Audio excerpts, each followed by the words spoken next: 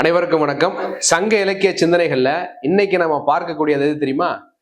எட்டுத்தொகை பத்துப்பாட்டு. இந்த எட்டுத்தொகை நூல்களுக்கு வழங்கக்கூடிய சிறப்பு பெயர்கள், பத்துப்பாட்டு நூல்களுக்கு வழங்கக்கூடிய சிறப்பு பெயர்கள், இதை தான் நம்ம இன்னைக்கு பார்க்க போறோம். எட்டுத்தொகை நூல்கள் நீங்க பாருங்களேன். அகநானூருக்கு வழங்கக்கூடிய சிறப்பு பெயர்கள் என்ன? நெடுந்தொகை, தமிழர்களின் மனமுறைகளை பற்றி பேசும் நூல், இதெல்லாம் அகநானூருக்கு சொல்லுவாங்க. புறநானூருக்கு என்ன சொல்லுவாங்க?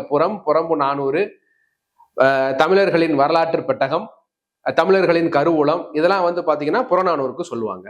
சரிங்களா? பரிபாடலுக்கு என்ன சொல்லுவாங்க? பொருட்கலவை நூல் அப்படின்னு சொல்லுவாங்க பரிபாடலுக்கு. சரிங்களா?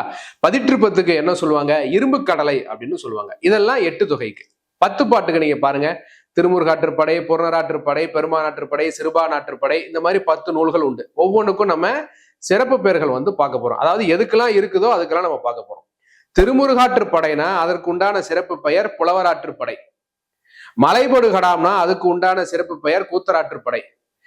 முல்லைப்பாட்டு அப்படின்னா அதற்கு உண்டான சிறப்பு பெயர் நெஞ்சாற்றுப்படை. பட்டினப்பாளையனா அதற்கு உண்டான சிறப்பு பெயர் என்னது? வஞ்சி நெடும் பாட்டு. குறிஞ்சி பாட்டுனா பெருங்குறிஞ்சி. சரிங்களா? பெரும்பானாற்றுப்படை என்றால் பானாறு சமுதாய பாட்டு. மதுரை காஞ்சி என்றால் கூடர் தமிழ், பெருகுவள மதுரை காஞ்சி அப்படின்னு சொல்லுவாங்க. இது எல்லாம் தான் எட்டுத்தொகை நூல்களுக்கு வழங்கக்கூடிய சிறப்பு பெயர்கள். இதை வச்சு டிஎன்பிசில கேள்வி கேட்டிருக்காங்களா? கேட்டிருக்காங்க.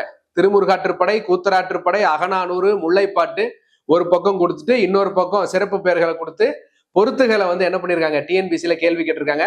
நாளைய வகுப்பில் உங்களை சந்திக்கிறேன். நன்றி, வணக்கம்.